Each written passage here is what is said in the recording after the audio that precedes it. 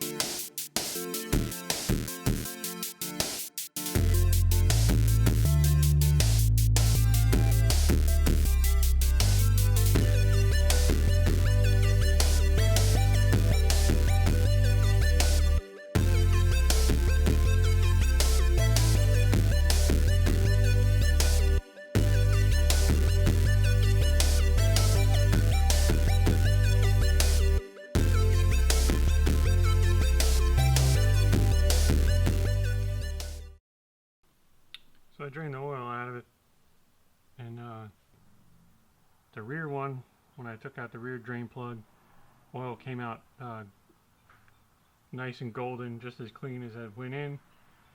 And the front one, it seemed to be a little almost watery, and then after a while there's this coming out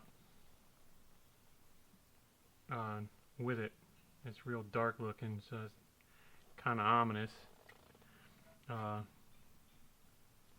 Not sure if that's just some of the sludge left over that was left over in the oil system from when the head gasket let go before we reassembled it, or if that's possibly some bearing material. But it's real thin, and if I rub it between my fingers, it doesn't seem to be gritty or anything like if it was bearing material. It's real fine. So right now it's just a guess as to what it is, and we won't know until I let this thing drip out a little more, and then we'll know once we get the engine flipped over and take the oil pan off, which is going to be next. I'm going to take this oil filter off first, and then maybe I'll take a few minutes. We'll cut that oil filter open and see what that looks like too. So I'll bring you back when I do that. Alright, so you got the filter out, cut apart. I was looking through between some of these pleats, and there's a couple little chunks here and there, maybe. I don't know if you can see any of that, but it's nothing real crazy, not a ton of metal flakes or nothing. So hopefully that's a good sign that we didn't do any major damage to this engine. So we're going to continue on and go ahead and flip this engine over and take the pan off and see what we can see there.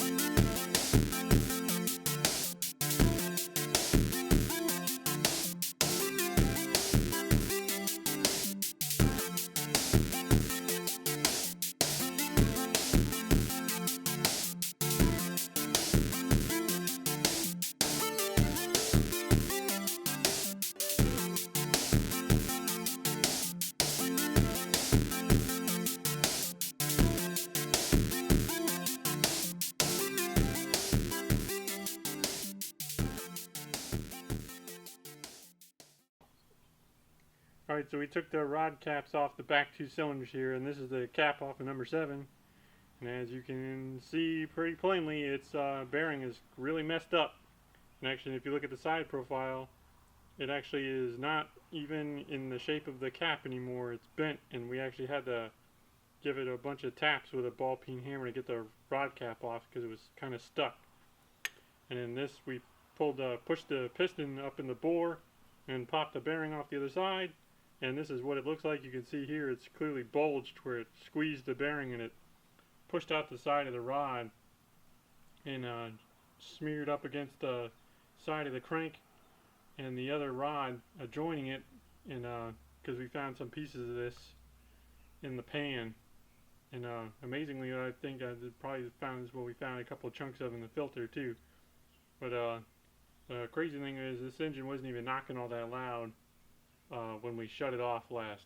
But you can see just how much damage it'll do, how quick it'll do damage to those rod bearings before you know it. So what we're going to do is, and this crank's pretty darn scored up, so I think we're going to end up having to change this crank out for another crank. It's just the stock crank, so we can get one pretty easily. We got a couple other ones laying around, some other 5 liters laying around, so we can just pull a crank out of another engine as long as that one's good. And then new set of bearings, and hopefully we'll be good to go. And so what we're going to do is we're going to pull off the other rod caps. We haven't done it yet. We're going to pull off all the other rod caps and see what they look like, and hopefully they're in okay shape.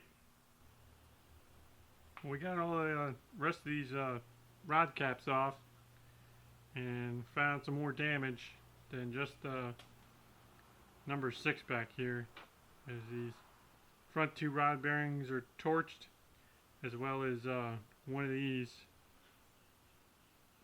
I don't remember exactly which one it is, but one of these 2 cylinders of rod bearings messed up real good too. That they're all messed up pretty good, and also had some crank scoring. So looks like we're definitely gonna have to replace this crank at the least, and obviously some new bearings. We also went ahead and took off this center main cap. The bearing looks kind of messed up, but it doesn't look like any crank damage occurred. And the thrust bearings look like they're pretty worn, pretty good too. Like I possibly didn't have the end play set right on the crank. So, but we're pretty much done for the day.